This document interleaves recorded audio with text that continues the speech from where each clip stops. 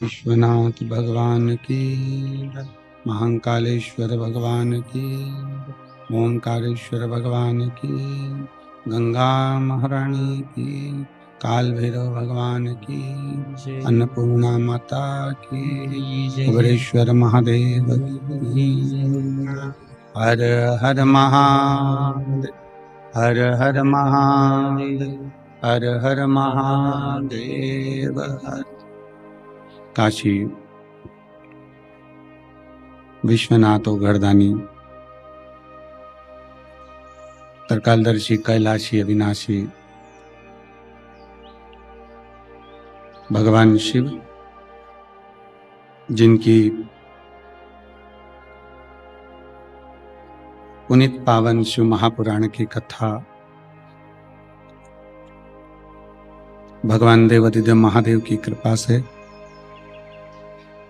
उनकी करुणा, उनकी उदारता से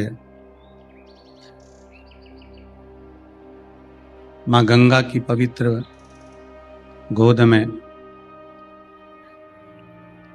बाबा देवाधिदेव महादेव की करुणा से, उनकी कृपा से ये पवित्र पावन शिव कथा सतुआ बाबा जी की पवित्र गौशाला में बाबा विश्वनाथ जी की साक्षी में, श्री काल भैरव जी की सुरक्षा में ये पवित्र पावन कथा आयोजित की गई है। कथा मंडप में विराजमान व्यासपीठ के मध्य शोभा बढ़ा रहे परम पूज्य श्री श्री 1008 महामंडलेश्वर श्री संतोष दास जी सतुआ बाबा जी, एक बार जोरदार ताली बजाकर उनका स्वागत, वंदन, अभिनंदन। जिन्होंने इस पवित्र कथा का लाभ आप और हमको काशी की पवित्र भूमि पर दिया।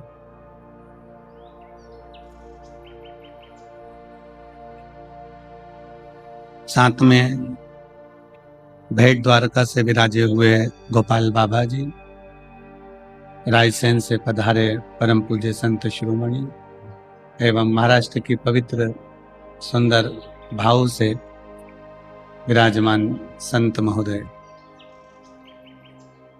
व्यासपीठ के सम्मुख में बैठे सभी संत, साधु, ब्राह्मण जन, गुरुजन, तपस्वी जन, साधक, उपासक एवं मेरी इस पवित्र काशी की भूमि के रहवासियों के पवित्र चरणों को प्रणाम करते हुए ये पवित्र कथा का लाभ ले लें कि ये शिव महापुराण तो निरंतर बहती है, निरंतर। 20 तारीख से चालू हुई, 26 तारीख को यहां विराम हो जाएगी। फिर 1 दिसंबर से 7 दिसंबर तक सिरपुर महाराष्ट्र में प्रारंभ हो जाएगी, जिसका समय 1 बजे से 4 बजे तक रहेगा। सिरपुर महाराष्ट्र की भूमि पर प्रारंभ हो जाएगी, वो पूर्ण होगी। फिर दिसंबर महीने में ही 16 दिसंबर से 22 दिसंबर तक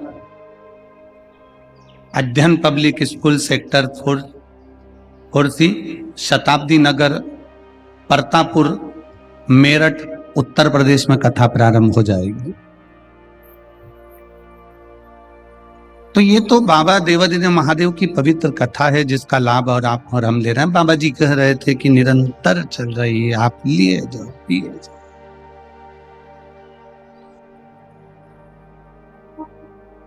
अब गंगा जी बह रही हैं, मां गंगा बह रही हैं। अब मर्जी तुम्हारी है कि तुम डुबकी लगाओ कि ना लगाओ।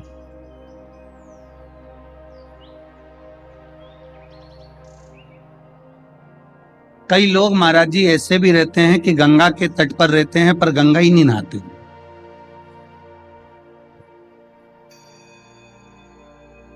रोज शाम के समय अपनी पत्नी के साथ जाएंगे, भ्रमण करेंगे, घूमेंगे फिरेंगे, गंगा जी के घाट पे फोटो भी खिंचाएंगे, सब कुछ।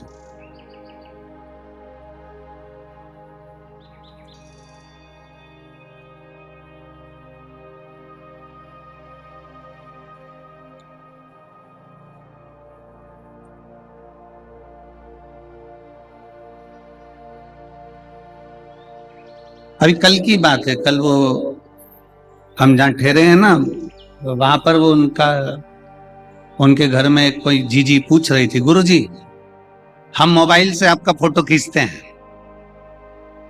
और हमने देखा कथा में बैठे बैठे लोग कैमरे से भी फोटो खींचते हैं, आप नहीं खींचते? अच्छा, वाराणसी के लोग बोलते बड़ा मीठा, एक बात तो है।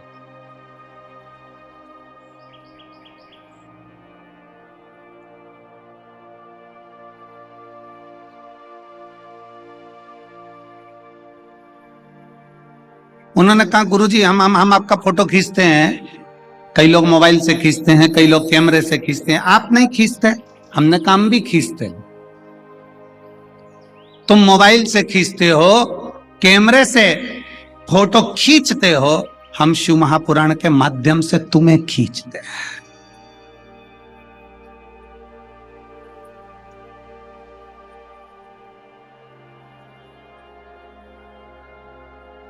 तुम्हारा फोटो डिलीट हो सकता है, पर ये शिव पुराण की कथा में जो एक बार आकर बैठ गया और उसका दिल खींच कर आ गया, तो कभी डिलीट नहीं हो सकता। बाबा के पास भी जाता है, वो डिलीट ही नहीं होता।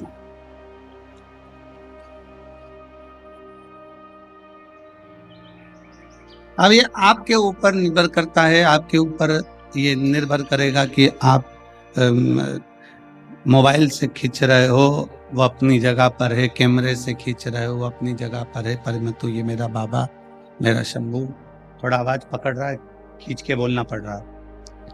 मेरा बाबा, मेरा शंभू, मेरा त्रिकालदर्शी कैलाशी की कथा स्वयं खींचती है। मेरे बाबा की कथा स्वयं खींचती, यहां कोई दूसरा खींचने वाला नहीं है। बस केवल दिल से, हृदय से शिव तत्व को जो भज लेता, भगवान ओघड़दानी को जो भज लेता है, वो शंकर का। कोई कैसे कह दे, वो कहते हैं ना कि निंदक, नकली और नास्तिक, इन तीनों से दूरी बनाकर रखना। क्योंकि मेरे ओघड़दानी, मेरे शंकर भगवान को, मेरे देव अधिदेव महादेव को ये तीनों पसंद है। देव ऋषि नारद जब काम पर विजय प्राप्त कर लेते हैं, शिव महापुराण की कथा कहती है, और काम पर विजय प्राप्त करने के बाद में देव ऋषि नारद सबसे पहले देवाधिदेव महादेव के पास जाते हैं। शंकर भगवान ने देखा कि देव ऋषि नारद आए हैं, प्रणाम किया। कोई ऋषि, कोई संत, कोई साधु, कोई गुरुजन, कोई महात्मा, कोई जोगी, कोई सन्यासी, कोई तपस्वी, कोई साधक, कोई उपासक, कोई अगर आया है तो उसका सम्मान, उसका आदर करना, ये मेरे देव अधिदेव महादेव सिखाते हैं।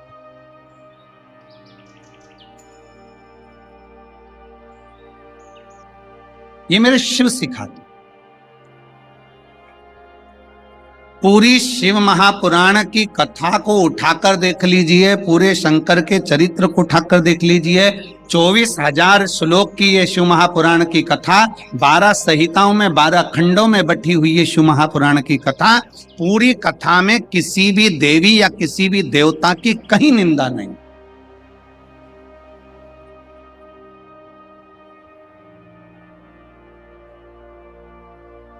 पूरी शिव महापुराण की कथा में किसी देवी देवता की निंदा नहीं है। पूरी शिव महापुराण की कथा में एक बात जरूर लिखी है कि शंकर करुणा कैसे करते हैं, शिव कृपा कैसे करते हैं, शिव दया कैसे करते हैं।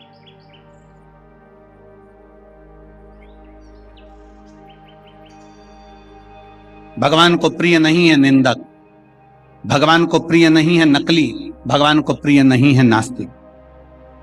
शिव को प्रिय नहीं है ये तीनों प्रिय नहीं है, ना निंदक प्रिय है, ना नकली प्रिय है, ना नास्तिक प्रिय है। शंकर की प्रियता ही नहीं।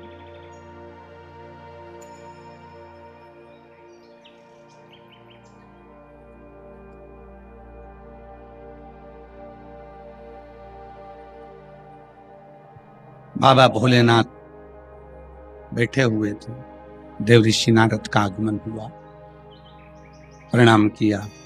नारद जी आए, प्रणाम, आदर किया, सम्मान किया, सत्कार किया। नारद जी आइए, क्या बात है।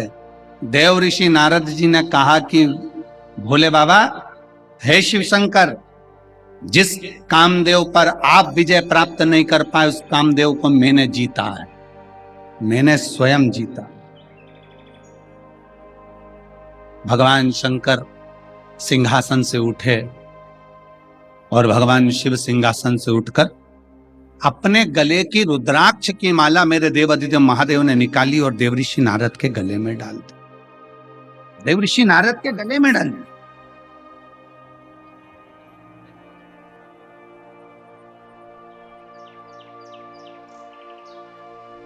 माला का मतलब जानते हो आप लोग?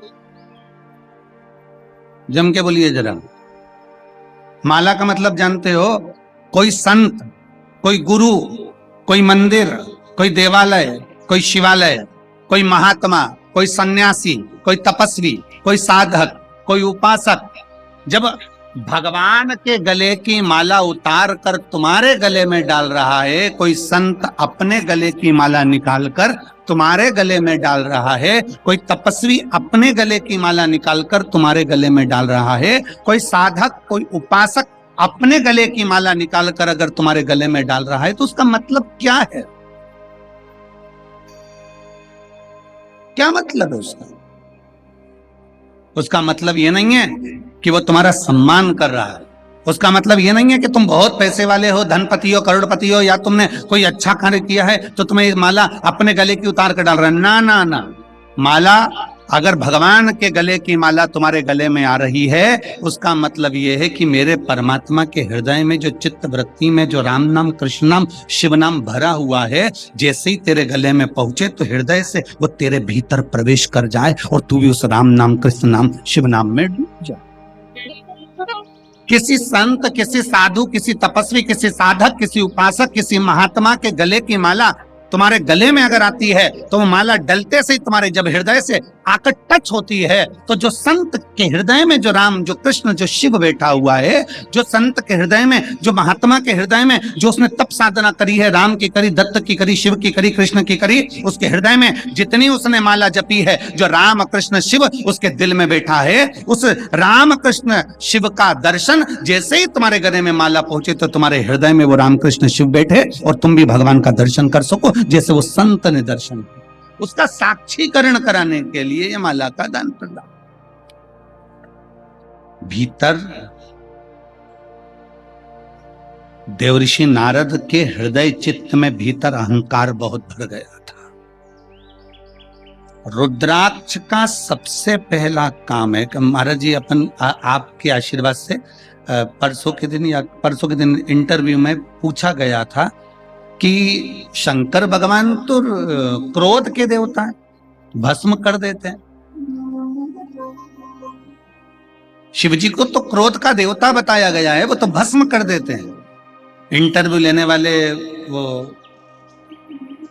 भव्य जी ने पूछा कि शंकर जी तो क्रोध करते, क्रोध के देवता, आपका क्या कहना है? हमने भव्य जी को एक बात मां गंगा की गोद में बैठकर मणिकर्णिका की साक्षी ने कही कि शंकर भगवान को लोग कहते हैं ये भस्म कर देते हैं, पर शंकर को समझो तो सही, शिव अनायास कभी क्रोध नहीं करते, कभी क्रोध नहीं करते। अगर शंकर भगवान क्रोध के देवता होते तो उनका नाम आशुतोष नहीं होता, उनका नाम आशुतोष नहीं होता। शिव क्रोध के देवता नहीं है। शंकर भगवान भस्म करते हैं। किसको भस्म करते हैं? शिव महापुराण की कथा कहती है जो शंकर की शरण में जाता है उसका अहंकार शिव भस्म कर देते हैं। जो शंकर के पास जाते हैं उनके भीतर का काम, आसक्ति, तृष्णा, लोभ, वासना, ये सब भगवान शंकर भस्म कर देते हैं। शंकर भगवान क्या भस्म करते हैं? तो जो शंकर के पास में आता है वो अपने अभिमान को नष्ट कर बैठता है, अभी अपने भीतर की अभिमतता समाप्त कर बैठता है। अग्नि के पास जाओगे तो हाथ में जो वस्तु है वो सबसे पहले जलेगी, तुम्हारे कपड़े सबसे पहले जलेंगे। अर्थात तुम्हारे भीतर जो अहंकार भरा हुआ है, तुम्हारे भीतर जो अभिमतता भरी हुई है, तुम्हारे भीतर जो अहम भरा हुआ है वो समाप्त हो, वो समाप्त होगा। तुम्हारे भीतर जो भरा हुआ है।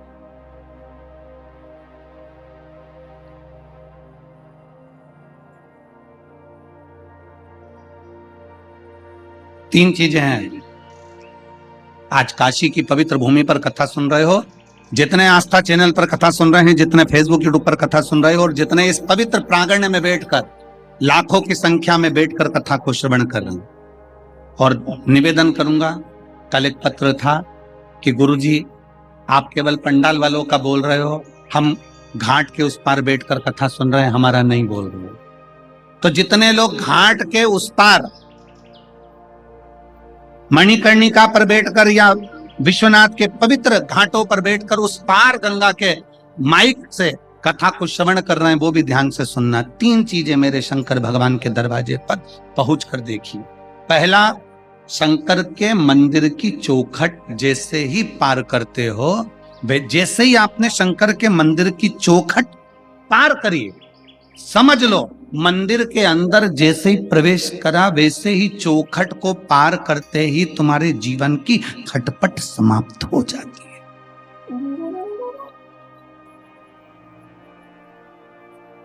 मंदिर में, भगवान शंकर के देवालय में, शिवालय में जैसे ही प्रवेश करोगे, चौखट के अंदर गए और खटपट समाप्त। दूसरा, भगवान शंकर के मंदिर में पहुंचकर जब शिखर का दर्शन करते हो, शिखर,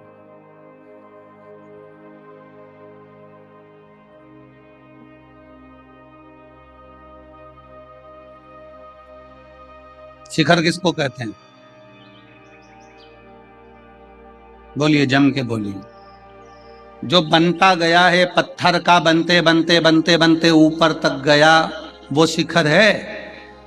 ऊपर एक मंदिर की प्राण प्रतिष्ठा जब होती है तो उस पे तांबे का, पीतल का, सोने का, चांदी का, हीरे का, जवाहरत का, जिसका भी एक कलश चढ़ता है। मंदिर की कीमत अगर 100 करोड़ रुपए है, मंदिर की कीमत, अगर मंदिर की बनवाई, उस मंदिर की पूरे पत्थर की कारीगरी या मंदिर की बनवाई 100, 200, 500 करोड़ रुपए अगर लग गई है, पूरे मंदिर की कीमत आंक लीजिए। पूरे मंदिर में अगर 50 लाख रुपए लगे हैं, 25 लाख रुपए लगे हैं, 40 लाख रुपए लगे हैं, उसके ऊपर जो शिखर चढ़ता है तांबे का, पीतल का, जो भी शिखर चढ़ाते हो, ईमानदारी से बोलना, वो 50 लाख का आता है क्या?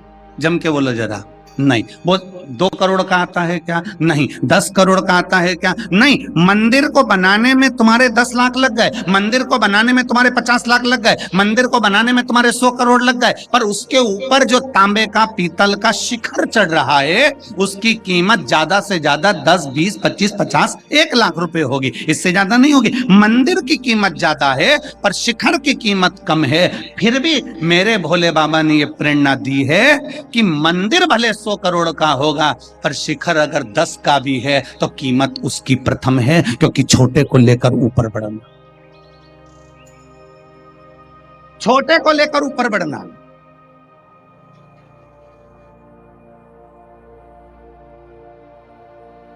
छोटे से छोटे व्यक्ति को आगे बढ़ाने का प्रयास किया जाए।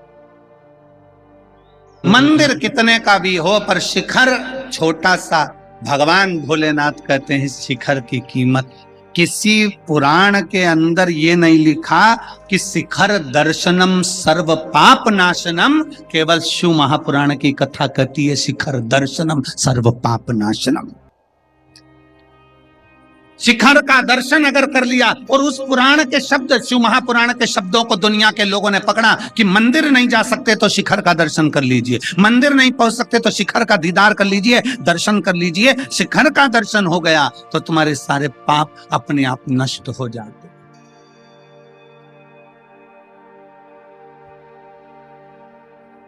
अपने आप। देवर्षि नारद के गले में माला पिनाई भगवान शंकर ने, अपने रुद्राक्ष की माला। पर देवर्षि नारद के अंदर अहंकार इतना भरा हुआ था कि माला अच्छी नहीं लग रही।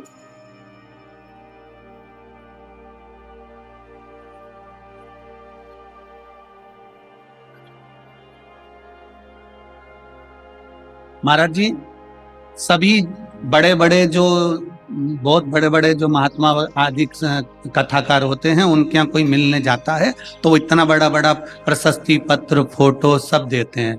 ये बैठे हुए हैं कथा में आने वाले, और यहाँ पर भी कई लोग बैठे हैं। हमारे सीहोर में कोई भी मिलने आता है, चाहे बड़े से बड़ा संत, साधु, तपस्वी, साधक, उपासक, या कोई राजनेता, सत्ताधारी भी आए, हमारे यहाँ उसको प्रमाण पत्र या फोटो या कोई मोन्टो नहीं दिया जाता। हमारे यहाँ तो केवल एक रुद्राक्ष दिया जाता है जो मेरे शंकर भगवान ने देवर्षि नारद को दिया। ये मोन्टो, ये फोटो तुम ले जाकर टेबल पर रख दोगे, पर वो रुद्राक्ष सीहोर का, वो कुबेरेश्वर धाम का रुद्राक्ष, जब व्यक्ति के जीवन में थोड़ी सी भी तकलीफ आएगी, वो रुद्राक्ष तांबे के लोटे में पानी भरकर डाला, शंकर को चढ़ाया और पी लिया, 3 घंटे के अंदर खड़ा होकर मानेगा ये शिव तत्व है, ये बड़ी है, और उसका प्रमाण। और फिर निवेदन है, तुम अगर आस लगाकर बैठो कि सीहोर वाले महाराज के पास कुछ हो, तो फिर निवेदन है, हमारे पास में केवल 2 ही चीज है, एक श्री शिवाय नमस्तुभ्यम और दूसरा कुबेरेश्वर बाबा का रुद्राक्ष और शिव महापुराण की कथा। दिल से बाबा को 1 लोटा जल, तुम जहां रहते हो, तुम सीहोर आओ चाहे मत आओ, तुम कुबेरेश्वर धाम आओ चाहे मत आओ, तुम तो अपने नजदीक में जो शंकर का मंदिर है, तुम्हारे करीब में जो शिवालय है, तुम वहां 1 लोटा जल लेकर जाओ और शंकर जी को दिल से 1 लोटा जल चढ़ाकर श्री शिवाय नमस्ते, श्री शिवाय नमस्ते, 1 लोटा जल समर्पित करिए, दिल से समर्पित करिए।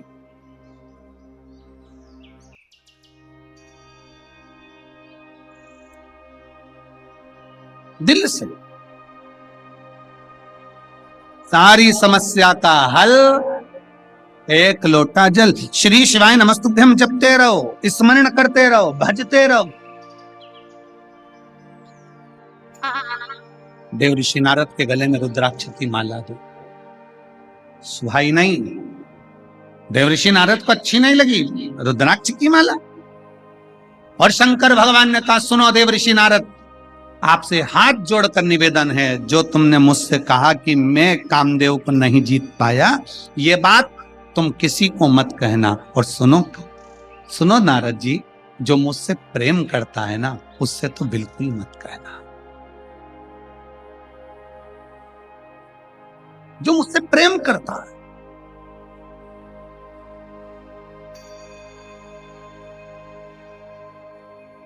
राम जी शिव जी से प्रेम करते हैं, शिव जी जम के बोलो, राम जी से प्रेम करते। नारायण शंकर भगवान से प्रेम करते हैं, शंकर भगवान नारायण से प्रेम करते हैं। कृष्ण शिव से प्रेम करते हैं, शिव कृष्ण से प्रेम करते हैं।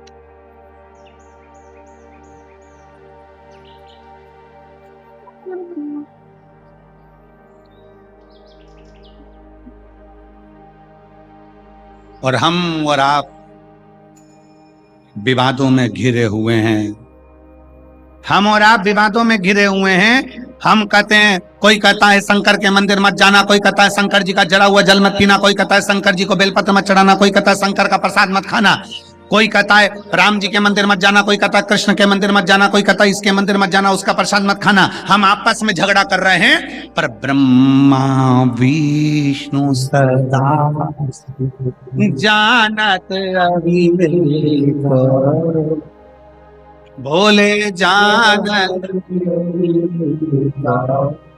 ओम अक्षर प्रणव अक्षर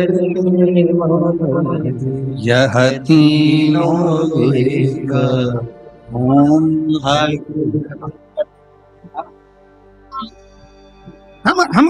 हम ये संकोच में पड़े हुए हैं। वो कहता है राम वाला, वो कहता कृष्ण वाला, वो कहता शिव वाला, पर इनमें भेद नहीं है, कोई भेद नहीं है भगवान के। राम कृष्ण शंकर मेरे नारायण में कोई भेद।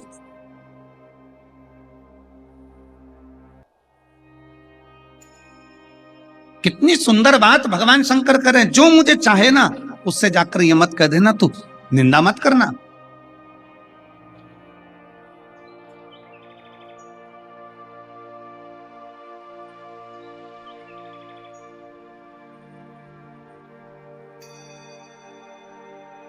भगवान शिव की कथा कहती है कि शंकर को निंदक प्रिय नहीं, प्रिय नहीं है। निंदक, नकली और नास्तिक शंकर को प्रिय नहीं है। कल कथा में क्या कहा था आपको, सबको याद है कथा की बात? जम के बोलो जरा। कल कथा में कहा था कि शंकर भगवान को एक बूंद दूध चढ़ाओ, एक चम्मच दूध चढ़ाओ, पर असली चढ़ाओ, देसी गाय का चढ़ाओ, नकली मत चढ़ाओ। सुना था कि नहीं सुना था? जम के बोलो जरा। सुना था ना, क्योंकि शिव जी को नकली प्रिय है ही नहीं।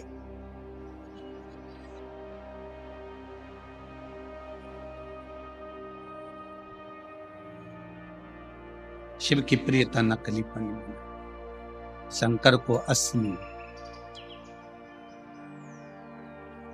असली बहुत कठिन है। असलता का जीवन जीना बहुत कठिन है। नकली जीवन जीना तो सरल है, बहुत सरल। कर्जे में लदालू हो गए, पैसा नहीं है, और दुनिया के आगे विचार करो कि हम तो बस मुस्कुराते हुए दिखे, ऐसे दिखे वैसे दिखे, करोड़ों का धन है। ना ना, असलीता का जीवन जियो। हमारे पास नहीं है ना, नहीं है, फिर भी हम खुश हैं, ये मेरे बाबा की कृपा।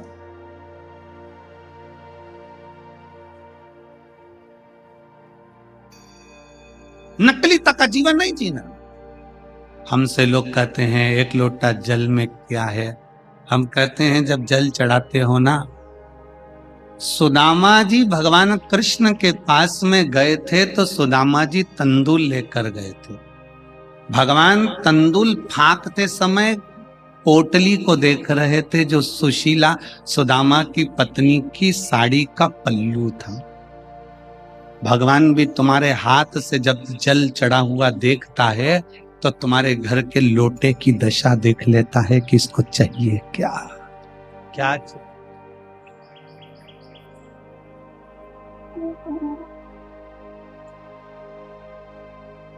संबंध शिव से है। पहले दिन कथा में कहा था, कथा सुनने के लिए आप कहीं नहीं आए हो, कथा सुनने के लिए अपने बाप के घर आए,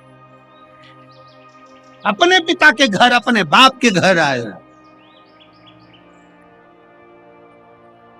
कौन सी बेटी है इसमें से जिसके पिताजी उसको देकर नहीं भेजते? ऐसी जगत में कोई बेटी नहीं, ऐसा जगत में कोई बेटा नहीं। बेटा अपने पिता को कुछ दे चाहे नहीं दे, पर बेटा कहता है कि पापा हम काशी जा रहे हैं, पापा हम हरिद्वार जा रहे हैं, पापा हम घूमने जा रहे हैं। तो घर से जब बच्चे निकलते हैं तो हम बूढ़े माँ बाप के पास कुछ नहीं हो तो भी 10 रुपए तो हाथ में पकड़ाई देते हैं, ले ये लेकर जाना, ये शॉल ले जा, ठंड लगेगी ओढ़ लेना, ले ये तकिया ले जा, ले ये चादर ले जा, बेटा ओढ़ लेना, ठंड पड़ेगी। घर के बुजुर्ग देकर भेजते हैं। घर की बेटी जब मायके से जाती है तो उसको देकर भेजा जाता है। कुछ भी देंगे, पल्लू में झोली में थोड़ा सा खोचा डाल देंगे, थोड़ा सा चावल डाल देंगे, पर देकर भेजते हैं। उसी तरह पिता के घर में कथा सुनने के लिए आए हो तो मेरा विश्वनाथ भी इस पंडाल से खाली नहीं भेजेगा, तुम्हें देकर भेजेगा, देकर।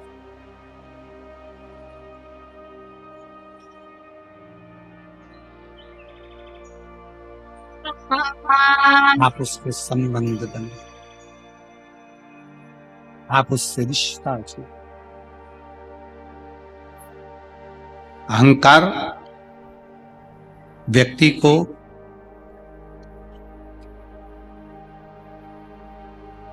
परमात्मा से दूर करता है। जिस दिन हमने अहंकार का त्याग कर दिया, अभिमान का त्याग कर दिया, उस दिन ये समझ लेना कि परमात्मा हमारे करीब में आ। शिव के करीब में आने का सबसे सुंदर तरीका है अपनी अभिमतता का त्याग कर दो, अपने अहंकार का त्याग।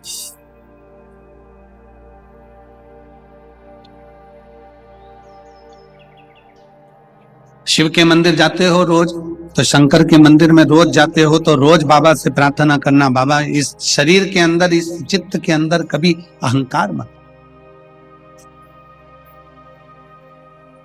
और आना भी नहीं चाहिए।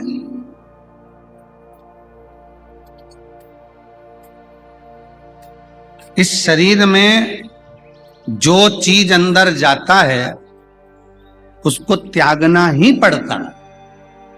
नहीं त्यागेंगे तो शरीर को रोगी बना देगी। हम भोजन करो, पेट भर कर करो,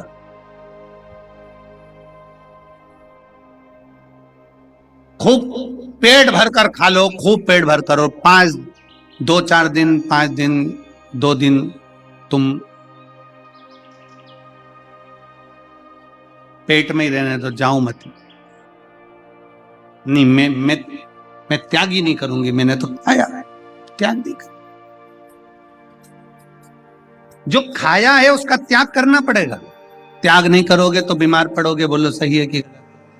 पानी पी लिया, दूध पी लिया, चाय पी ली, कोल्ड ड्रिंक पी लिया, कोई सामग्री तुमने दूध आदि पी लिया, जल पी लिया, पानी पी लिया, पानी तुम पेट भर कर पी लो और उसको अपने पेट में रख लो, बाद में तुम त्याग मत करो 1-2 दिन तक। बोलो बीमार पड़ोगे कि नहीं पड़ोगे? जम के बोलो, जरा पड़ोगे ना। भोजन किया उसका त्याग करना पड़ेगा, जो भीतर गया है उसको त्यागना पड़ेगा। पानी पिया उसको भी त्यागना पड़ेगा।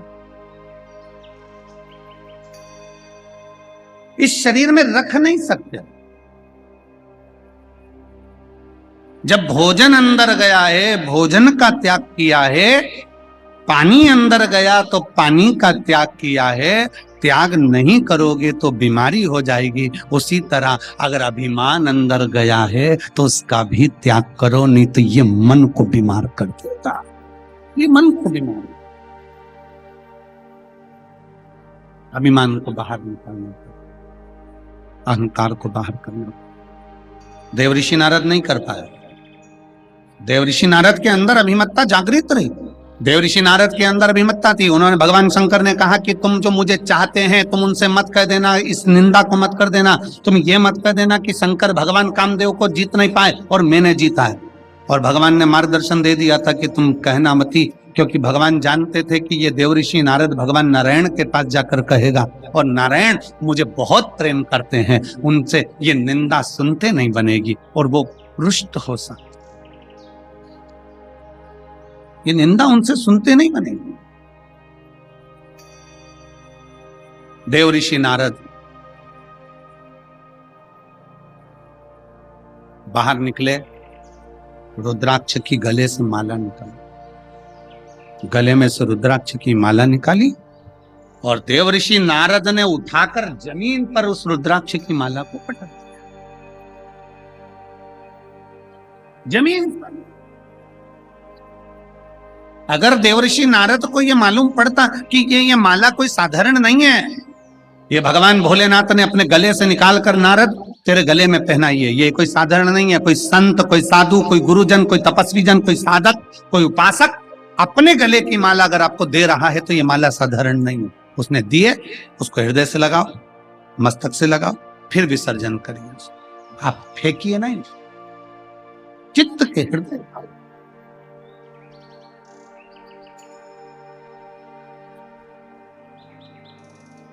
हमारे सतुआ बाबा जी तो कहते हैं, जब विश्वनाथ जी के मंदिर में दर्शन करने गए और विश्वनाथ जी के मंदिर में से इतनी सारी माला उन्होंने पिना दी, पुजारी जी ने, उनको नमन करता हूं।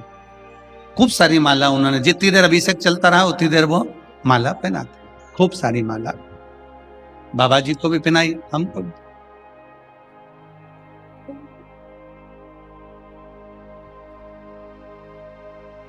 सतुआ बाबा जी बोले, आज माला के रूप में ऐसा लग रहा है जैसे विश्वनाथ गले लग रहे हैं और अपने दिल से अपने दिल की बात करें।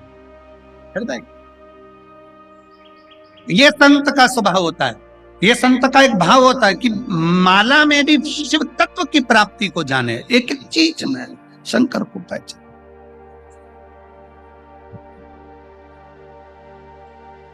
और मेरे भोले तेरा हम हर चीज में शंकर को पहचानने का प्रयास करें।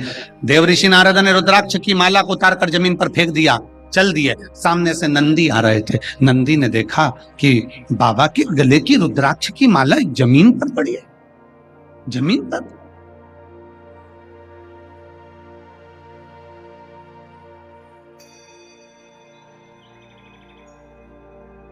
एक निवेदन आप सबसे, विश्वनाथ जी का दर्शन करने के लिए जाओ।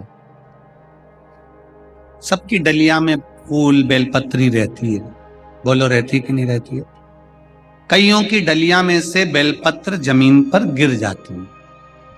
पर एक निवेदन है, करवद विश्वनाथ जी के मंदिर में अगर जमीन पर बेलपत्र पड़ी है ना, आपने उसको उठाकर झोली में रख लो। भले उसका कोई प्रयोग ना करो, पर उसको ले जाकर बाद में विसर्जन कर दो, पर वो बेलपत्र किसी के पांव में मत आने दो। उतने में भी मेरा बाबा तुम पर कृपा कर दे, उतने में भी मेरा बाबा तुम पर कृपा कर देगा। वो बेलपत्री जो पांव में आ रही है, जो बेलपत्री जमीन पर पड़ी हुई है, हिलने में, जाने में, धक्का में, मुक्की में, दौड़ने में, हो सकता है लाइन में लगने में, पॉलिथीन से, डलिया में से बेलपत्र जमीन पर गिर जाए, क्योंकि ये बेलपत्र साधारण नहीं होती। ये बेलपत्र मेरे शंकर का एक स्वरूप है, मेरी पार्वती का एक स्वरूप है। इस बेलपत्र को उठा लो, बाद में भले विसर्जन कर दो। शर्म मत करो कि लोग क्या कहेंगे, बेलपत्र उठा रहा है, लोग क्या कहेंगे, बेलपत्र उठा रहा है। अरे भैया, जब किसी का पड़ा हुआ मोबाइल 80,000 का मिल जाता है तो तुरंत उठा लेते हो। किसी की पड़ी हुई चेन मिल जाती है, तुरंत उठा लेते हो। तो ये मोबाइल 80,000 का होगा, चेन 1 लाख की होगी, पर जो बेलपत्र जमीन पर पड़ी है, तुमने अगर उठाकर अपने पल्लू में रख ली है और बाद में उसका अगर विसर्जन कर दिया है, तो तुम्हारी झोली करोड़ों में जरूर भराएगी। ये निश्चित बात। एक बेलपत्र जमीन पर ना गिरे, उसका स्मरण रहे। पड़ी है, उठा लो, बाद में देख, बाद में विसर्जन कर देंगे। थोड़ा अपने को सुधरना पड़ेगा। हम सुधरेंगे, जम के बोलो जरा, युग सुधरेगा। हम बदलेंगे, गायत्री परिवार वाले बोलते हैं ना, हम बदलेंगे युग बदलेगा। हम बदलेंगे युग बदलेगा। कब बदलोगे? जम के बोलो, आज से। मंदिर जाओगे दर्शन करने के लिए, बेलपत्री जमीन पे पड़ी है, अपने पल्लू साथ में उसमें रख देगा, बाद में आओ विसर्जन करो, कोई बात।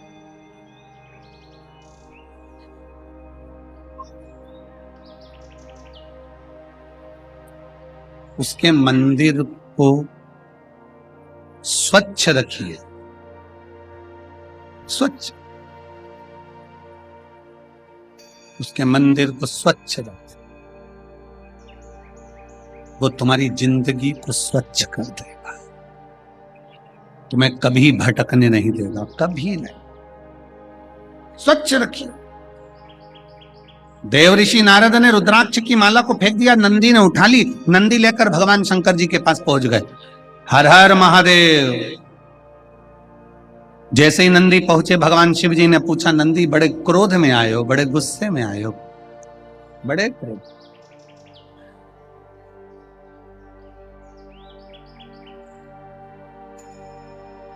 बहुत गुस्सा है नंदी तुम, इतना क्रोध?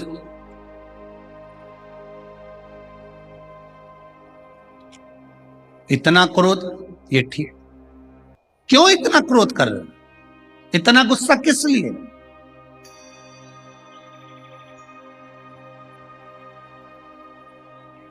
अच्छा, क्रोध जो होता है ना, सबसे ज्यादा अकल किस में होती है? बोलो जल्दी बोलो, उत्तर दो। सबसे ज्यादा अकल किस में होती है? सबसे ज्यादा अकल क्रोध में होती है। किस में होती है? क्रोध में। क्यों? क्रोध हमेशा कमजोर व्यक्ति पर आता है, कभी बोल्ड पर नहीं आता है। किसी दमदार व्यक्ति पर कभी क्रोध नहीं आएगा। क्रोध हमेशा कमजोर पर आएगा, जो तुम्हारी सुन लेगा। इसलिए क्रोध में अकल बहुत होती है। वो भिड़ता ही नहीं कभी बलवान से। तुम खुद देख लो तुम्हारे घर में, तुम देखो पति को अगर क्रोध आता है, बहुत तेज क्रोध आ गया, तो वो बच्चों को कूट देता है, सबको अपशब्द कह देता, मम्मी पर भी चिल्ला चोट कर देता है, पापा पर भी चिल्ला चोट कर देता है, पर चंद्र घंटा मान लो वो खड़ी है ना, वो बाजू में तुम्हारी पत्नी, और तुम्हें गुस्सा आ रहा है, तुम बोल के बताओ, तुम एक सुनाओगे वो चार। वो तुरंत उसको रोज आदत में, रोज जगदीश भगवान की आरती करती है, तेरा तुझको, उसको ये आदत में कि तुमने मुझे कहा और मैंने तुम्हें सुनाई, तुम दो वो चार। वो बोले ही नहीं मुझसे, वो सबको कूट दे, मार दे, चिल्ला चोट कर दे, सब कुछ कर दे, पर वो क्रोध, क्रोध में अकल। नंदी, हे नंदी, तो इतना क्रोध में क्यों है? नंदी कहता है मुझे क्रोध इसलिए आ रहा है क्योंकि देवऋषि नारद ने आपके गले के रुद्राक्ष की माला को जमीन पर पटक दिया। रुद्राक्ष की माला? हाँ, कोई बात नहीं। अब जरा ध्यान देना, बहुत सावधानी से सुनना। प्रश्न करने वाले प्रश्न करते हैं कि शंकर जी को भस्म कर देते हैं, क्रोध कर देते हैं। शिव पुराण कहती है जिसके गले की माला देवऋषि नारद ने जमीन पर पटक दी हो, वो शंकर कह रहे हैं नंदी गुस्सा मत करो, क्रोध मत करो, अब जो हो गया वो हो जान दो, माला मुझे दे दो, मैं वापिस पहन लूंगी, माला मुझे दो, मैं वापिस पहन लूंगी। वापिस? हाँ प्रभु। शंकर भगवान नंदी कर रहे हैं आप देवऋषि नारद के गले की चढ़ी हुई माला वापिस पहन लोगे? शंकर भगवान कहते हैं सुनो नारद, बेलपत्र और रुद्राक्ष, तुलसी का दल, ये तीन ऐसे हैं जो कभी अशुद्ध नहीं होते, ये शुद्ध की शुद्ध है। बेलपत्र, रुद्राक्ष और तुलसी का दल या तुलसी की माला, ये कभी अशुद्ध नहीं होती, ये शुद्ध की शुद्ध है, इसमें अशुद्धता नहीं है, ये शुद्ध है। अब कई माताएं बड़े बहुत सारे प्रश्न करते हैं, कई लोग प्रश्न करते हैं, अरे गुरुजी तुमने तो सबको गले में रुद्राक्ष पहना दिया, अरे गुरुजी तुमने सबके गले में रुद्राक्ष पहना दिया, कोई यहाँ जा रहा, कोई वहां जा रहा, कोई ये कर रहा, कोई वो कर रहा, कोई गुटखा खा रहा, कोई पान खा रहा, कोई ये कर रहा, कोई वो कर रहा, और तुमने सबको कह दिया कि रुद्राक्ष पहनो, रुद्राक्ष पहनो, उसका दोष नहीं लगेगा? शिव महापुराण की कथा कहती है अगर तुम्हारे गले में रुद्राक्ष है, तुम हॉस्पिटल में जा रहे हो, चाहे दुनिया में कहीं पर भी जा रहे हो, रुद्राक्ष शुद्ध का शुद्ध रहता है, रुद्राक्ष कभी अशुद्ध नहीं होता, रुद्राक्ष कभी अशुद्ध नहीं होता, उसकी शुद्धता बरकरार रहती। बेलपत्री जमीन पर गिर गई है, उठा ली, धो ली, चढ़ा दी, शिव स्वीकार करेंगे। तुलसी का दल गिर गया है, उठाया, धोया, चढ़ाया, भगवान स्वीकार करेंगे, इसमें अशुद्धता का भाव, अशुद्धता का भाव।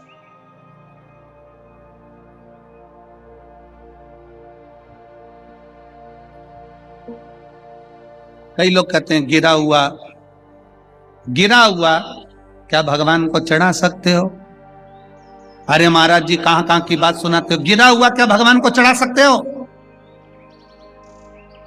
शिव महापुराण की कथा कहती है जो गिरा वो तो ठीक है, इंसान भी तो कभी कभी ऐसा कर्म कर जाता है कि गिर जाता है तो भी तो भगवान स्वीकार करता है, तो भी तो भगवान स्वीकार करता है।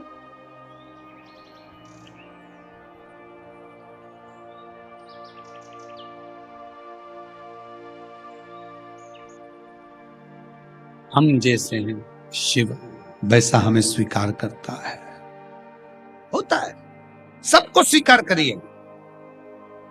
अभी हमारे ये केसरी जी और ये सब पूरी टीम समिति की भोजन भंडारा चला रही होगी, भंडारा चल रहा होगा तो भंडारे में मिर्ची भी आती होगी, हरी मिर्ची।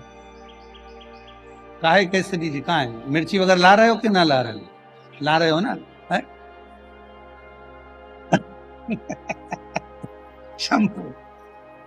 तो ये हरी मिर्ची वगैरह सब आ रही हो गया। अब ईमानदारी से बोलना, मेरी जीजियां भी बैठी हैं, 5 किलो हरी मिर्ची लेकर आते हो, उसमें से 4, 5, 10 हरी मिर्ची बेकार निकलती है कि नहीं निकलती? बोलो जम के बोलो जरा, निकल। 25 किलो आलू लेकर आए, उसमें 2-5 आलू बेकार निकलते हैं कि नहीं निकलते? बोलो बोलो, जम के बोलो जरा, निकल। ठीक है। बैंक से नोट की गड्डी लेकर आए, उसमें 1-2 नोट बेकार फटेले निकलते हैं कि नहीं निकलते? नोट की गड्डी में 2 नोट फटे निकल जाते हैं। आलू 25 किलो में 5-4 आलू बेकार निकल जाते हैं, सड़े निकल जाते हैं। 10 किलो मिर्ची में 2-5 मिर्ची सड़ी निकल जाती है। 2-4 किलो टमाटर में 1-2 टमाटर सड़े निकल जाते हैं। तो ईमानदारी से बोलो, तुम वो स्वीकार करते हो कि नहीं करते कि हम आ गए, ठीक है, गड्डी आ गई, ठीक है, अब आ गए ना, स्वीकार करा ना तुमने। उसी तरह शिव महापुराण की कथा कहती है 25 किलो आलू में से 5 आलू सड़े निकल गए, उसको तुमने स्वीकार करा। 10 किलो टमाटर में से 2 टमाटर बेकार निकल गए, तुमने उसको स्वीकार करा। 10 किलो मिर्ची में से 4-5 मिर्ची बेकार निकल गई, तुमने उसको स्वीकार करा। नोट की गड्डी में फटे नोट आ गए, तुमने उसको स्वीकार करा। तो हमारे घर में भी 2-4 लोग ऐसे रहेंगे जो भगवान को नहीं मानेंगे, भजन नहीं करेंगे, अपशब्द कहेंगे, ताने देंगे, तुम उनको भी स्वीकार करो। ये शिव पुराण का।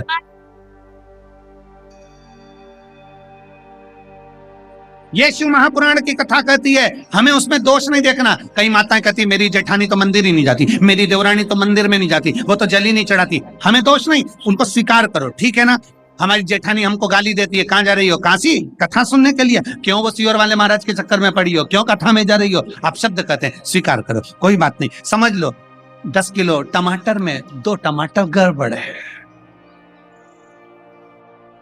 देव ऋषि नारद, तुम जाकर भगवान नारायण से कुछ मत कहना। पर नारद तो नारद थे, सीधे पहुंच गए भगवान विष्णु के पास। भगवान नारायण, श्रीमन नारायण, श्रीमन नारायण, श्रीमन नारायण, श्रीमन। पहुंच गए। भगवान विष्णु के नेत्र खुले। नारायण ने पूछा, देव ऋषि नारद आए। प्रणाम नारद जी, आइए। शंकर भगवान ने देव ऋषि नारद को बैठने के लिए स्थान दिया था। शंकर भगवान ने देव ऋषि नारद के गले में माला भी पहनाई थी, पर भगवान विष्णु ने देव ऋषि नारद को बैठने के लिए स्थान नहीं दिया। क्यों? क्योंकि भगवान नारायण जानते थे कि मेरे स्वामी, मेरे देवाधिदेव महादेव ने स्थान दिया, वहां नहीं बैठा, तुम्हें क्या स्थान? क्यों नहीं दिया? देव ऋषि नारद को भगवान नारायण ने गले में माला नहीं पहनाई। देव ऋषि नारद ने आते से कहा, सुनो भोले बाबा नारायण। भगवान विष्णु से कहा, प्रभु जिस कामदेव को भगवान शंकर नहीं जीत पाए, उस कामदेव को नारद ने जीता है। जैसे ही सुना, भगवान नारायण की आंख से आंसू बहने लगा, मेरे नारायण रोने लगे। क्यों? क्योंकि नारद, शास्त्र कहता है कि निंदा करने वाला भी पापी होता है और निंदा सुनने वाला भी। जम के बोलो जरा, ना ना ना ना, गलत बात बोल रहे हो तुम लोग। निंदा करने वाला पापी होता है और निंदा सुनने वाला महापापी होता है। अब बजाओ ताली जोरदार वाराणसी वालों के लिए, इसको कहते हैं जोरदार बात कही। नारायण, भगवान नारायण को लगा यहां नारद जी ने निंदा कर दी और मैंने सुन ली।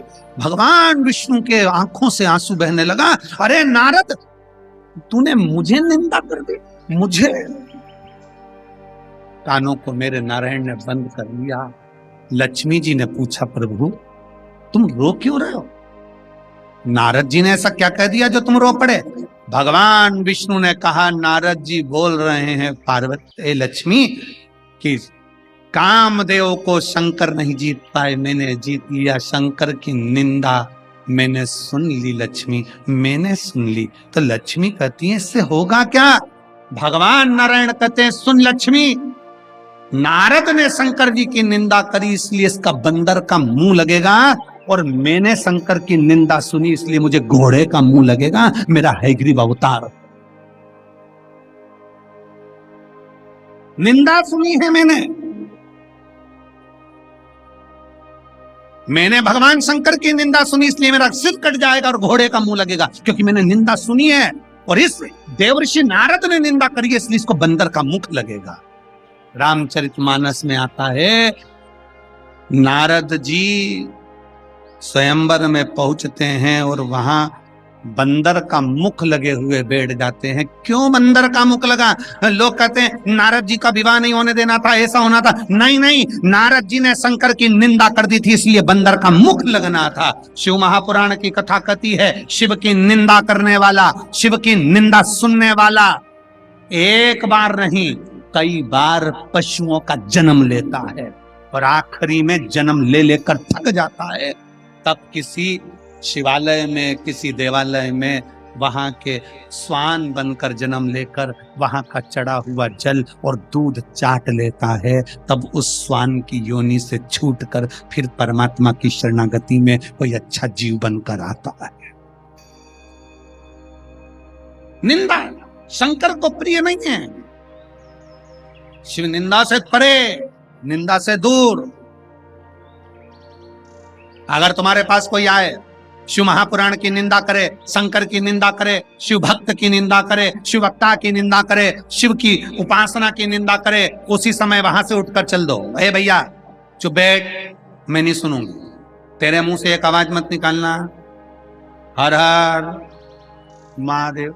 वहां से चल दो। कोई निंदा करे भगवान की, वहां से चल दो। शंकर की कोई निंदा करे, राम की कोई निंदा करे, कृष्ण की कोई निंदा करे, वहां से चल दो। निंदा नहीं, निंदा।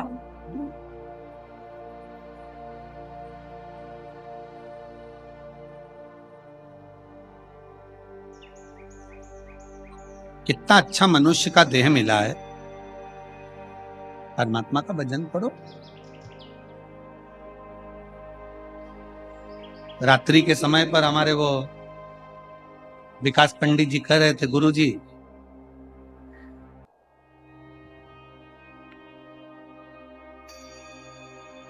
भगवान दिखते नहीं है तो सुनते तो हैं। हमने कहा पहले के समय में फोन चलता था, आज के समय में मोबाइल चलता है, तो इसमें तो वीडियो कॉल हो जाती है। पहले के समय में जो फोन चलता था उसमें वीडियो दिखता था क्या? व्यक्ति दिखता था, उसमें तो बस बटन घुमाई और बटन घुमाने के बाद नंबर लगाने के बाद डायल करने के बाद आप उठाकर बात कर लो। जिससे बात कर रहे हो वो तुम्हें दिख नहीं रहा, जिससे बात कर रहे हो वो तुम्हारे सामने नहीं है, जिससे बात कर रहे हो वो तुम्हारे साक्षी में नहीं है, जिससे बात कर रहे हो वो तुम्हारे सामने नहीं है, वो दिख नहीं रहा, पर तुम उससे बात कर रहे हो, वो तुम्हारी बात सुन रहा है, सुनने के बाद उसका उत्तर दे रहा है। उसी तरह मेरा भोले बाबा तुम्हारे सामने दिखेगा नहीं, मेरा शंकर तुम्हारे सामने दिखेगा नहीं, पर तुम जब कहोगे तो दिल से सुनेगा और उसका उत्तर जरूर देगा। मेरा शिव दिखेगा नहीं पर उत्तर जरूर देगा। समय आएगा उत्तर का, उत्तर देगा। आप तो उसका भजन करिए। सारी समस्या का हल एक लोटा तुम तो चढ़ाते रहो। तेरे मंदिर में आना मेरा काम है और मेरी बिगड़ी बनाना दे रहा था। तुम उसकी चौखट पर जाते रहो, उसको जल चढ़ाते रहो, उसका स्मरण करते रहो, सुनेगा जरूर। देवऋषि नारद ने निंदा करी, उसका कर्म भोग नारद जी को भोगना पड़ा। ना निंदा करें ना निंदा सुने। फिर आई बारी नकली। कलकत्ता में कहा था नकली दूध भगवान को ना चाहिए। आधी चम्मच, 1 बूंद 2 बूंद चढ़ा दें, ठीक है। गौ माता का चढ़ाइए, गौ माता का दूध मिल जाए ठीक, ना मिले तो सारी समस्या का हल, ना मिले तो 1 लोटा जल भगवान शंकर को समर्पित करो। शिव कभी आकर नहीं कहेंगे कि तूने मुझे जल नहीं चढ़ाया। शंकर कभी आकर नहीं कहेंगे कि तूने मुझे दूध नहीं चढ़ाया। शंकर कभी आकर नहीं कहेंगे कि तूने मुझे दही नहीं चढ़ाया। शंकर भगवान तो कहते हैं जो तेरे पास है दिल से मुझे समर्पित, जो तेरे पास।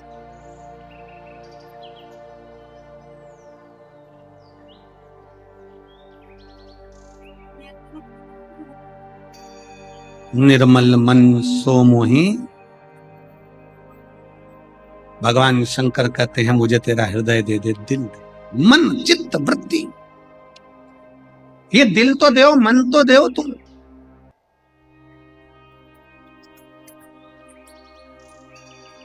दक्ष प्रजापति जी के यहां कई कन्याओं का जन्म हुआ और आखिरी में दक्ष प्रजापति मां जगत जननी से कहकर मांगते हैं कि मेरे घर में एक बेटी और हो गई।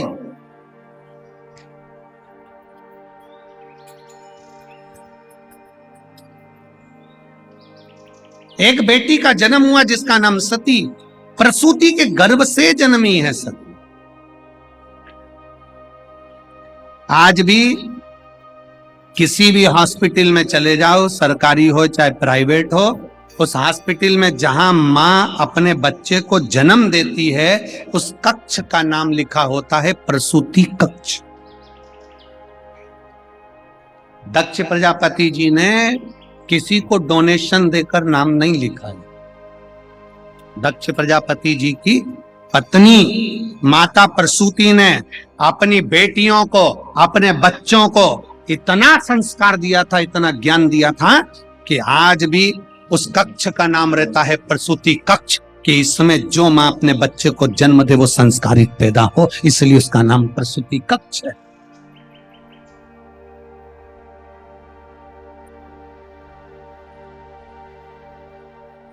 भारतीय संस्कृति की, भारत की भूमि के संस्कारों की, सनातन धर्म की मजबूती कितनी है जरा देखिएगा कि हॉस्पिटल में भी बच्चा जो जन्म लेता है उस कक्ष का नाम प्रसूति कक्ष होता है।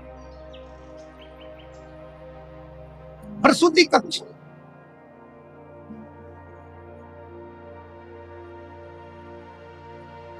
दूसरे धर्म के व्यक्ति कह दे भला कि हमारी पत्नी का बच्चा होने वाला है, हम इस कक्ष में नहीं कराएंगे क्योंकि इसका नाम प्रसूति कक्ष है।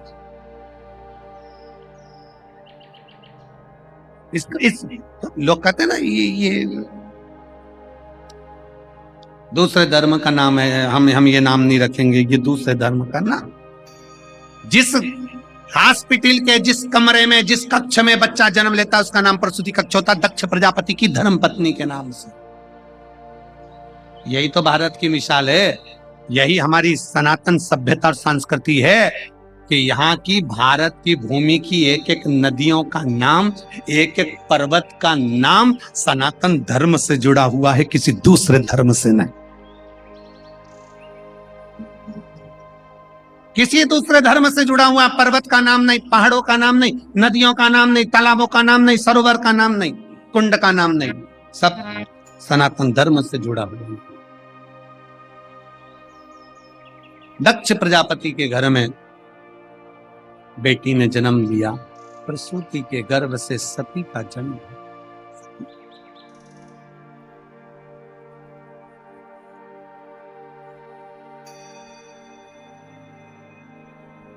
कितना प्रेम था, कितना प्रेम माता सती का शिव के प्रति। कभी नहीं मिली थी माता सती शंकर से, कभी नहीं, कभी नहीं। कभी माता सती ने शंकर को देखा भी नहीं था, कभी नहीं देखा। और ना जी भर के देख, ना कोई बात की, बड़ी आरज़ू थी मुलाकात। सती मैया ने शंकर भगवान को कभी देखा नहीं था, सती माता ने कभी शंकर भगवान को मिली नहीं थी, कभी जाना नहीं था। केवल सती माता एक बार बाल्यावस्था में बैठी हुई थी, तभी उसी समय पर देवर्षि नारद निकल कर जा रहे थे, अपने मित्र तुमरुका जी के साथ निकल कर जा रहे थे। तुमरुका जी उस स्थान पर ठहर गए। ठहर कर नारद जी ने तुमरुका जी से कहा, तुम कहां से आ रहे? देवर्षि नारद ने पूछा तुमरुका जी से, तुम कहां से आ रहे हो? तुमरुका जी ने नारद जी के मुख पर कहा, अभी मैं देवादिदेव महादेव की आराधना कर कर आ रहा हूं। नारद जी पूछे, देवादिदेव महादेव? वो शंकर जो ओघड़ी है, वो शंकर जो भस्मी लपेटने वाले हैं? तुमरुका जी ने कहा, वो भस्मी लपेटता ही इसलिए है कि अगर उसकी शरण में कोई आ जाए ना, जैसे राख को अपने तन से लगा लेता है, जिस राख की कोई कीमत नहीं, तो तुमरुका जी कहते हैं मेरे भोले बाबा ऐसे हैं, अगर कोई एक बार उसकी शरण में आ जाए तो जैसे राख लपेटता है मेरा बाबा, उसको भी अपने दिल से लपेट ले। इतना सा शब्द माता सती ने सुन लिया, इतना सा शब्द सुना कि भोले बाबा जैसे राख लपेटते हैं, ऐसे ही अगर कोई उनकी शरण में जाए तो उनको दिल से लपेट लेते हैं। सती माता ने सोच लिया, अब तो शादी करूंगी तो शिव से। दक्ष प्रजापति के पास सूचना पहुंच गई। दक्ष प्रजापति से जाकर कहा, सती का विवाह होना है। सती मैया ने निवेदन कर दिया, मेरा विवाह अगर करना तो भोले बाबा से कर देना, शिव जी से कर देना। दक्ष प्रजापति ने पूछा, तुमने शंकर को देखा है? नहीं। शिव को पहचानती हो? नहीं। तो दक्ष प्रजापति ने नगर में सूचना कर दी, स्वयंवर है मेरी बेटी सती का।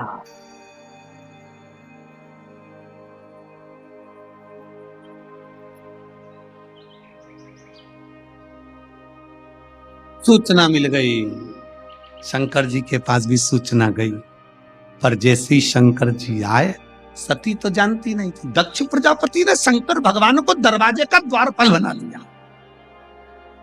दक्ष प्रजापति ने कहा, भोलेनाथ सभा के अंदर नहीं, दरवाजे के बाहर द्वारपाल बन के खड़े रहिए। शंकर भगवान दरवाजे के बाहर द्वारपाल बनकर खड़े थे, सारे देवता अंदर बैठे थे। सती मैया माला लेकर आई। सती मैया जब माला लेकर आई, चारों तरफ माता सती देख रही थी। देखती देखती सती ने देखा, मैंने सुना था शंकर की जटा है, मैंने सुना था शिव के गले में सर्प है, मैंने सुना था कानों में बिच्छू पहनता है, मैंने सुना था त्रिपुंड धारण करता है, मैंने सुना था गले में रुद्राक्ष है, पर इस सभा में वो दिख नहीं रहा। सती माँ माला लेकर बाहर पहुंच गई। बाहर जाकर ढूंढने लगी, मेरे शंकर, मेरे शंकर, मेरे शंकर। ढूंढते ढूंढते रोती बिलखती वापिस आने लगी तो दरवाजे पर शिव को देखा, तुरंत माला शंकर के गले में पहन।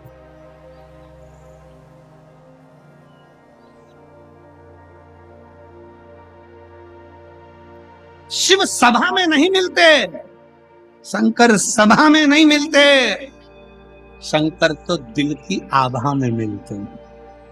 सभा में शिव नहीं मिलते, शिव दिल की आभा में मिलते हैं, जो दिल से पुकार लेता है।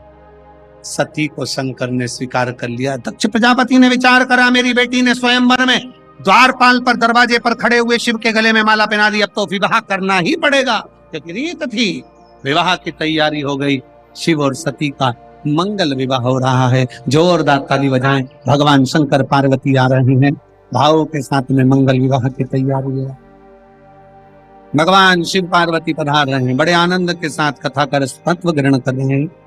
1 दिसंबर से 7 दिसंबर तक दोपहर में 1 बजे से 4 बजे तक सिरपुर जिला धुलिया महाराष्ट्र की पवित्र भूमि पर भगवान महावीर जैन उद्यान, करवंद रोड, मंडल, सिरपुर में शिव महापुराण की कथा होगी 1 दिसंबर से। बड़े भाव से कथा का रसतत्व ग्रहण करेंगे। 26 तारीख तक ये कथा यहाँ चलेगी। 28 और 29 तारीख को हम कृष्णेश्वर ज्योतिर्लिंग रहेंगे, क्योंकि वहां 24 तारीख से 30 तारीख तक राघव जी की कथा चलेगी। तो वहां पर 2 दिन, एक दिन 29 तारीख को संत समागम में रहेंगे और 30 तारीख को वहां कथा का विराम कर फिर सिरपुर पहुंचेंगे। बड़े भाव से, आनंद से आप और हम कथा का लाभ लेंगे। माता पार्वती जी शिव जी के गले में जयमाला पिना रही है। हार हार। आप भगवान शंकर माता पार्वती जी के गले में जयमाला पिना रहे हैं। जोरदार ताली बजाकर स्वागत करें। बड़े भाव के साथ आज कथा का तृतीय दिवस यहाँ विराम ले रहा है। भाव भक्ति से कथा का रस तत्व आप और हम श्रवण करेंगे। आरती की तैयारी है।